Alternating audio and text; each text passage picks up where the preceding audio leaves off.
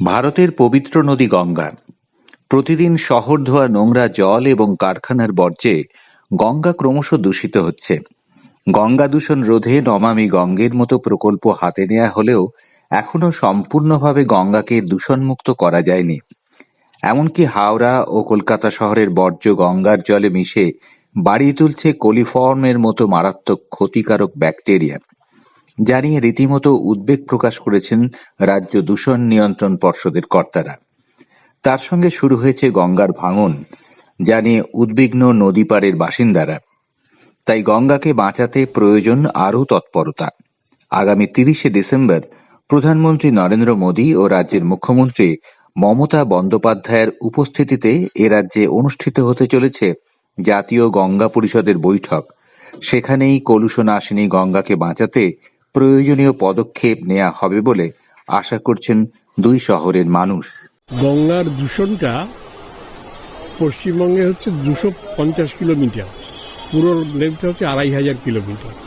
এবার যেহেতু এটা ডাউন স্ট্রিম, মানে উত্তর থেকে দক্ষিণে, মানে সমুদ্রগামী, সেই জন্য ওপরের যত সেটা তো আসছেই, প্লাস যেহেতু হাওড়া এবং কলকাতা সবচাইতে প্রাচীন এবং তোমার শিল্পনগরী, সেই জন্য শিল্পের বর্জ্য পড়ছে। আর মানুষের এই যে যেখানে দাঁড়িয়ে আমি এইটা 40 বছর ধরে দেখছি, ছবি তুলে হাইকোর্টে জানিয়েছিলাম, সুপ্রিম কোর্টে জানিয়েছিলাম এবং এনজিটিতেও আমি জানিয়েছি।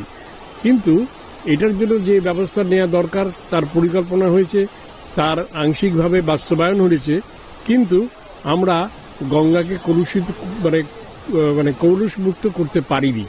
এই যে কালো নোংরা জলে মানুষ স্নান করে, এটা কিন্তু ভীষণভাবে খারাপ। তো গঙ্গাকে আরতি করে ভজন করার থেকে গঙ্গাকে শোধন করাটা অনেক বেশি জরুরি। এবং আমরা খুব আশাবাদী যে এই প্রথম প্রধানমন্ত্রী এবং মুখ্যমন্ত্রী এই গঙ্গার উপরে তারা আলোচনা সারবেন এবং এই রাজ্যেতে এই ব্যাপারটা খুব একটা প্রাধান্য পায়নি এতদিন। আমরা আশা করছি এটা প্রাধান্য পাবে।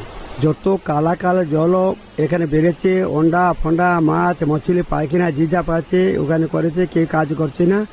তারপরে যত প্লাস্টিক আর্জনা যত সব গঙ্গায় ফেলেছে, যে গঙ্গায় চান করতে যাবে 14 ফুট গর্ত হয়েছে, যে পড়বে আর মরে যাবে পরিবার নিশ্চিত। সরকার পয়সা আসছে কিন্তু কাজের কিছু হয় না।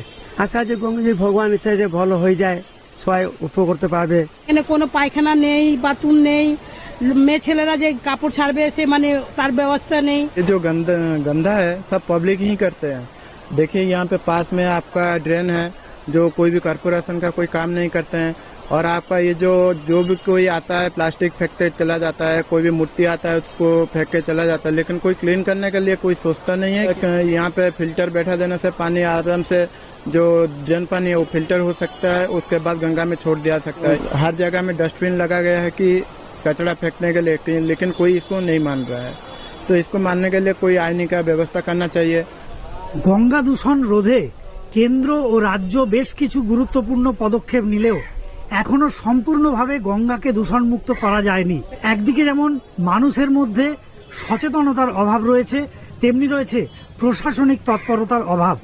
আগামী 30শে ডিসেম্বর প্রধানমন্ত্রী রাজ্যে আসছেন গঙ্গা কমিশনের বৈঠকে। সেখানে রাজ্যের মুখ্যমন্ত্রী মমতা বন্দ্যোপাধ্যায় উপস্থিত থাকার কথা। আশা করা যায় এই বৈঠকের পর গঙ্গা দূষণ রোধে আরও ইতিবাচক পদক্ষেপ উঠে আসবে। ক্যামেরায় প্রিয়াঙ্কা বিশ্বাস, সন্দীপ গাঙ্গুলির সঙ্গে সুপ্রকাশ চক্রবর্তী, দূরদর্শন সংবাদ, কলকাতা।